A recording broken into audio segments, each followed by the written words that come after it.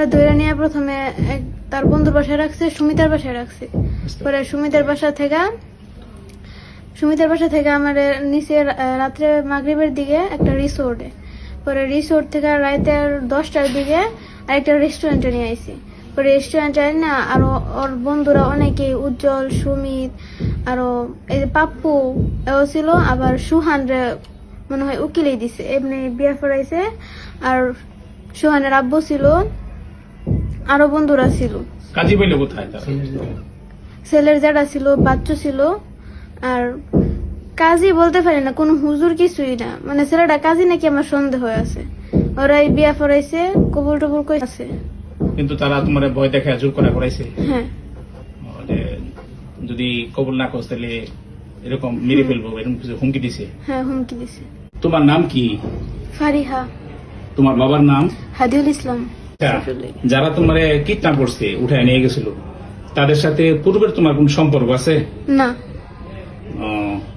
তারা কি ইতিপূর্বে তোমার উত্তক্ত করতো, বিরক্ত করতো, ডিস্টার্ব করতো? হ্যাঁ। পয়লা বৈশাখের সময় তারা উঠায় নিয়ে গেছে, এটা কি তুমি তাদের সাথে স্বেচ্ছায় গেছো না তারা তোমার উঠায় নিয়ে গেছে বিভিন্ন কায়দায়? তারা আমার উঠায় নিয়ে গেছে, চুরি ধরে নিয়ে গেছে। যদি আমি না বলি তখনই আমার মেরে লাইব। এটা কারা কারা নিছে তোমারে? আবিদ, সুমিত, উজ্জ্বল। তখন তাদের কাছে অস্ত্র ছিল? অস্ত্র ছিল। তোমারে তারা যে কদিন নিয়ে আটকায় রাখছে, কোথায় কোথায় রাখছিল তোমারে বলতে পারো? প্রথমে মনে হয় তার নানুর বাসায় রাখছিল, পরে কই কই রাখছে এটা আমি চিনি না। ছিল না, ঘরের ভিতরে আটকায় রাখছে। আচ্ছা, আমরা মিডিয়াতে দেখলাম কেউ কেউ বলতেছে যে তোমার নাকি 22,000 টাকা দামের মোবাইল দিছে, আসলে কি ঘটনা সত্য?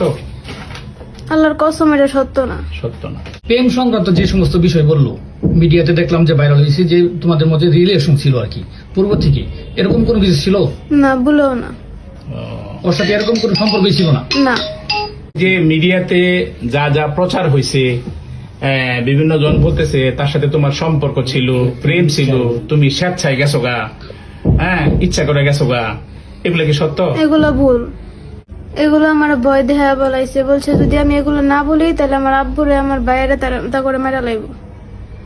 জোর করবো তারা বলছে। তা করে সেফরা লাগে আমি এই কথাগুলো বলছি। এই সাক্ষাৎকারটা কোন জায়গায় নিয়েছে তোমার কাছ থেকে? একটা নেওয়া হয়েছে থানার মধ্যে, আরেকটা নেওয়া হয়েছে বাড়িতে। একটা শ্রীপুর থানায় নেওয়া হয়েছে। আচ্ছা, তোমাকে জোরপূর্বক কি বলছি যে তোমার বাবারে মারবো, কি বলে হুমকি দিছে? যদি আমি তা করে জেল থেকে না বার করি তাহলে আমার আব্বুরে মেরা লাইব, আমার ছোট ভাইরে মেরা লাইব। এই বলে হুমকি দিছে না? হ্যাঁ, বা তুমি বলতে বাধ্য হইছো? বলতে বাধ্য আমি।